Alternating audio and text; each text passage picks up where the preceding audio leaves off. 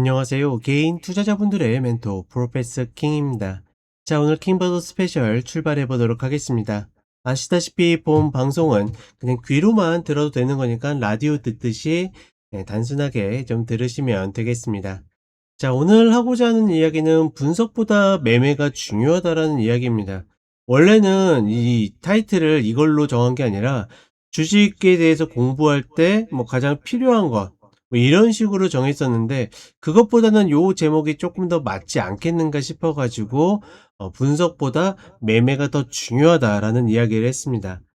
왜냐하면 대부분이 이제 주식이라는 거를 처음 접하고 했을 때 주변에서 이제 이야기를 듣는 것 혹은 내가 어떤 레거시 미디어들 주요 미디어들에서 뭐 어떤 접하는 뉴스 뭐 이런 이야기들이 대체적으로 이 주식 시장을 처음 접하게 되는 그런 계기들이 됩니다. 그렇다 보니까 전반적으로 내가 어떤 정보를 많이 아는 것이 상당히 중요하다라는 그런 어떻게 보면 강박관념? 왜냐면 우리가 처음 경험하는 것이 어떻게 보면 내 어떤 이 관점이나 혹은 내 어떤 전략이나 이런 데 미치는 영향들이 굉장히 크기 때문에 처음 내가 그런 식으로 시장을 접근하다 보니까 굉장히 정보나 이런 것들이 굉장히 중요하다라고 느끼는 경우들이 많습니다. 그렇다 보니까 본격적으로 주식 투자를 시작하게 되면 내가 더 많은 정보를 얻기 위해서 굉장히 어떤 손품을 팔거나 아니면 어떤 유료 레포트를 보거나 이러는 케이스들이 굉장히 많아진다. 다만 저는 조금 반대인 게 개인 투자분들은 매매를 먼저 배워야 된다라고 이야기를 드리거든요. 그래서 늘 가장 강조하는 게 뭐죠? 손절이죠, 손절. 개인 투자자분들이 유일하게 가질 수 있는 가장 기관에 비해서 나은, 기관에 비해서 유리한 전략이 예, 아이러니하게도 손절입니다. 손절은 보통 우리가 그러니까 수익이 보면 익절이라고 하는데 손실을 보면 손절이라고 하죠. 기관들은 자기네들 마음대로 그러니까 전략에 의해 가지고 사고 파는 거지 내가 이거 내 전략과 틀린데 하고서 바로 다 덜어낼 수 없어요. 만약에 그게 조금 다르더라도 어떻게 됩니까? 한 번에 쏟아내는 게 아니라 차근차근 이제 쏟아내다 보니까 시간이 오래 걸리고 보통 그런 것들 때문에 우리가 추세가 만들어지죠.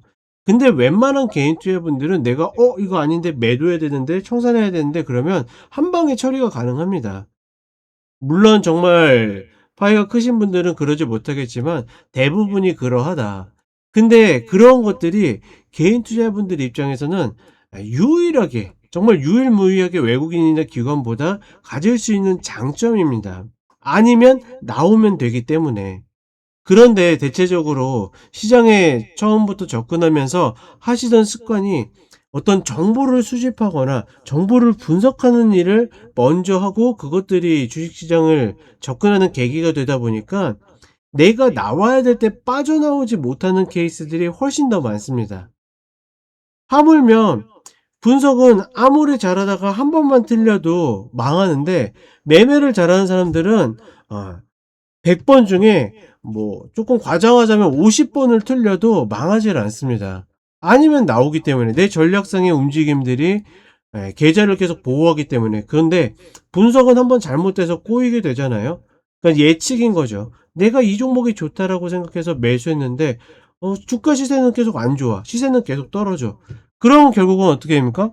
분명히 내가 좋다고 생각했는데 물타고 그다음에 레버리지 쓰고 이러다 보니까 어떻게 됩니까? 어느 순간에 내가 손 쓸 수 없는 그런 지경에 몰리고 이런 케이스들이 막말로 10년을 잘해도 단 한 번만 틀려도 그렇게 넘어지는 케이스들이 발생한다. 그래서 저는 주식을 처음 공부하고 하시는 분들에게 물론 내가 나에게 맞는 종목을 고르는 것도 굉장히 중요하지만 그리고 나서 어떻게 매매할 것인가를 반드시 전략상으로 정할 수 있는 수준은 갖춰야 된다라고 이야기를 드립니다. 그게 만약에 안 갖춰졌다라 그러면 그냥 내가 굉장히 단순 무식하게 10% 손실 보면 손절 이렇게만 정해도 적어도 내가 앞에 잘 공을 들여 가지고 분석을 잘 해냈다라 그러면 죽을 일 별로 없어요.